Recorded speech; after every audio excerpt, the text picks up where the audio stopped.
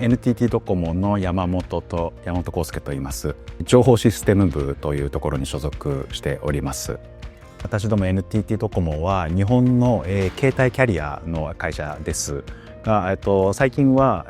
携帯事業だけではなくて、ポイント事業だったりクレジットカードだったり、金融決済の領域にも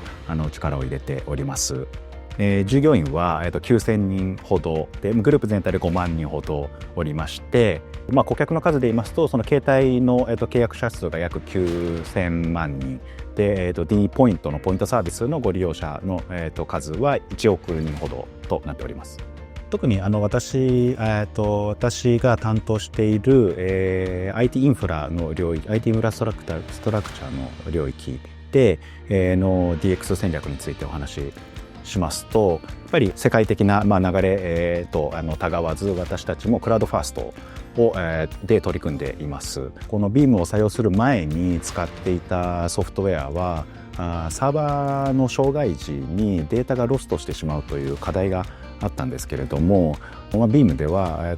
そういうリスクがなくデータを確実に守れるということが確認できました。私たちが1億ほど、あるそのアカウントをお持ちのお客様の重要なデータを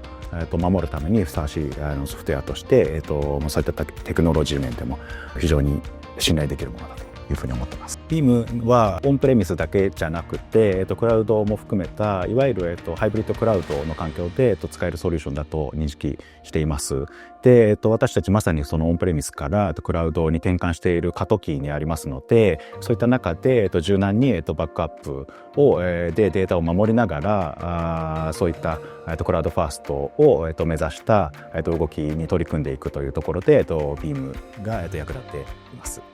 BEAM を使うことによるベネフィットとしては、やはりその運用コストを削減することができていると。そういったセルフポータルによってインフラの運用者が手を動かすことなく、開発者によって柔軟にバックアップリストアができる。さらに多重度を非常に柔軟に使えるソフトということが分かっていますので、マシンタイムも非常に効率的に使うことができて、私たちでいうと約8割ほど運用コストを削減することができたというところが大きいかなと思っております。で、BEAM さんとはいろいろお話しさせていただく中で、特にそういったセキュリティに今後強く力を入れていらっしゃるというところを認識しておりますので、やはりバックアップという領域でセキュリティに力を入れてこられている皆さんとしては、私たちからすると最後まで頼りにできる存在だというふうに思っています。